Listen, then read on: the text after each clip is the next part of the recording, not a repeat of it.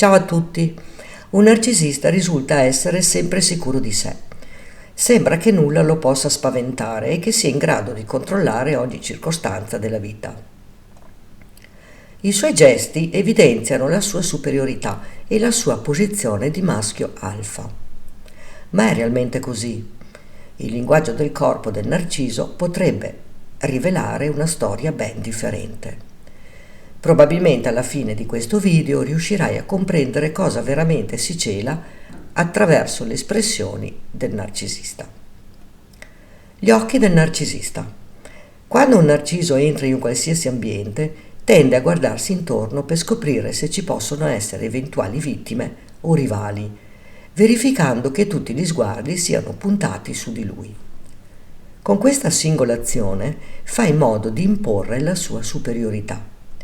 Se tu noti, gli occhi del narciso non sono mai accompagnati da alcuna emozione. Anche quando sorride, gli occhi rimangono fissi.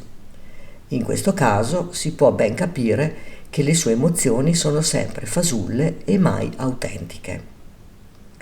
Il volto del narcisista.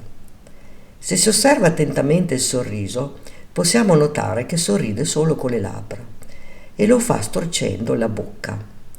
Questo è il tipico indizio che fa comprendere quanto il narcisista sia un soggetto profondamente dissociato, al punto che non è capace né di sentire né di riprodurre alla perfezione dei reali sentimenti. Altra gestualità del volto singolare del narciso è alzare un solo sopracciglio, e questo è sinonimo di squilibrio. La postura del narcisista. La posizione che assume quando chiacchiera o ad esempio fa l'amore la dice lunga. Tanto è vero che si può osservare come il narcisista si atteggia quando si trova in mezzo alla gente, ovvero con le spalle ben diritte e lo sguardo alto. Tali movenze danno modo al narciso di primeggiare tra le persone, risultando così un individuo determinato e con un certo fascino. Inoltre il narcisista propende a sovrapporre le braccia sul petto o avere le mani in tasca. Queste posizioni sono tipiche di chi si mette sulla difensiva per timore che si possano percepire le sue fragilità, per poi smascherarlo. Persino quando fa l'amore tende a rimanere distaccato fisicamente dalla sua partner. Anche questo è un modo di prevalere e di mostrare il suo dominio. La voce del narcisista. Un altro elemento molto importante è la sua tonalità vocale, chiara e alta, pressoché autoritaria, ma che in caso di necessità si trasforma sino a divenire persuasiva. Inoltre non è insolito incontrare dei narcisisti con dei tic involontari e balbuzienti.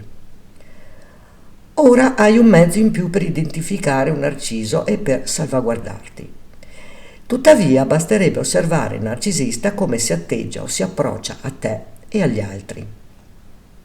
Posso confermare che il mio ex partner narcisista assumeva tutti questi atteggiamenti e addirittura quando lo conobbi era una persona balbuziente.